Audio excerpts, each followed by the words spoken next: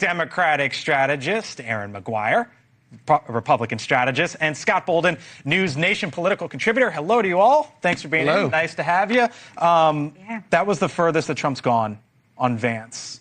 What'd you take away from those comments? I took away what I think everybody should expect from the president, which is no full-throated endorsement of anybody as the heir apparent to MAGA. One, the president sees himself, and he is MAGA. That comes from him. That is his movement. It is about who will be able to shepherd those voters and keep them engaged going into the 28th cycle. It's about who he thinks will be able to keep that moving. It's tough to tell right now. Midterms will actually probably play a bigger part in figuring out who might be the 28th successor for him than anything else. Rubio said, Mark, I think J.D. Vance would be a great nominee. He went on to say he's a close friend, and I hope he intends to do it. And that was the backdrop for that question there today. My experience is the president does not set up his vice presidents for succession very well.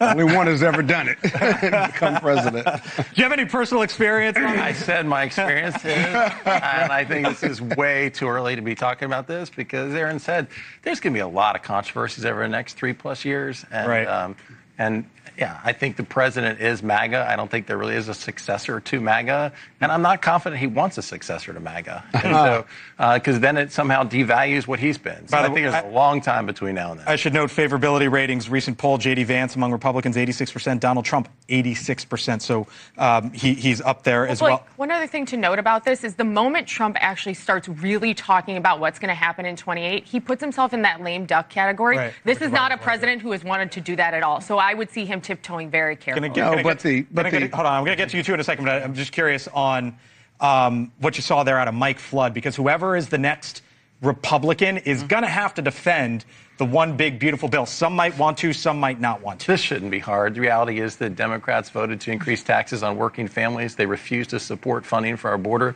They refuse to support funding for our military. This really shouldn't be hard. I think the challenge that he's running into is that there's a lot of other controversies that Donald Trump brings into the equation. At that town hall, there are a lot of Jeffrey Epstein questions. There are a lot of questions about trade agenda, particularly in Nebraska, an exporting agricultural state. There was a lot of stuff that was brought into that debate. So when that is what gets thrown your way, well, that's going to be the debate back and forth. Well, of course, and there's a lot in that bill that the Republicans can argue for vis-a-vis lower taxes, but there's a lot of bad stuff in that bill that's going to affect working class people, the core of MAGA, including millions of people being taken off Medicaid and health care, which is a really strong point for Democrats to be making, regardless of whatever the Republicans say about taxes on tips and so forth and so on. But it's really about the juxtaposition between a ballroom expansion that's spending billions of dollars and people losing health care. People are going to die because they don't have health care.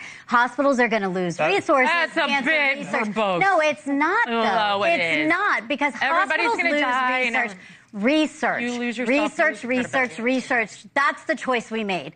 That is the choice he made. A ballroom, cancer research. Privately funded ballroom. No, at the end of the day, a White House expansion, we didn't have money for this. Well, we're not spending money on it. You made your priorities quite clear. And how did y'all defend when Bill Clinton pushed for work requirements? You know what? You want to talk about 1992? Let's go for it. Or Barack Obama. But that's not where we're at right now. Supported work requirements. You want to talk about Barack Obama? I think the whole country would talk about health care. So let's go for it. Let's go for it. Part of the backdrop here, and we've focused a lot on Republicans. How do you defend this? On a summit in Mexico City, Delia Ramirez, Congresswoman, Illinois, I'm a proud Guatemalan before I'm an American. Well, you know what? I don't think anyone I think we do not want to say that the Democratic Party should be saying that we're going to have to defend one person, one action, one voice. And I don't think that that's something that we should have to do.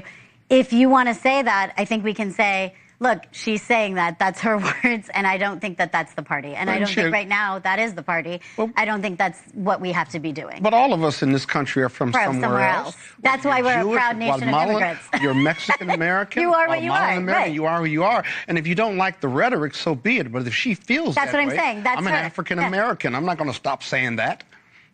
Oh, listen, I'm as American as the day is long. Both my parents are American, my grandparents are American, my great-grandparents are American. But that's what I said. As an elected member of not the party. They came from somewhere. But as an elected member of Congress, your job is to represent the constituents of the United States. And if you're standing there saying that you're proud to be from somewhere else than you are for the country you represent at that point, yes, that is a political point Republicans can make. And real quick, on the Mike Flood town hall, in that, he said, if a 28-year-old is able to work and chooses not to do so, should they receive Medicaid benefits? And that crowd said yes. That's lunacy banana nuts. And if that's what Democrats decide is their message, well, you also said people are going to die, too. Here's what I want to end on this. It actually happened. It is true. Don't say it's not true. It was in the Hill report. People are going to die. Here's where I want to end.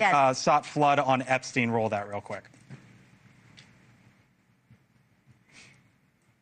Why are you covering up the Epstein files? At the next pro forma session of the Congress, you'll find my name as a sponsor on a resolution from the House Rules Committee to release the Epstein files to protect the victims. I am for the release of those records.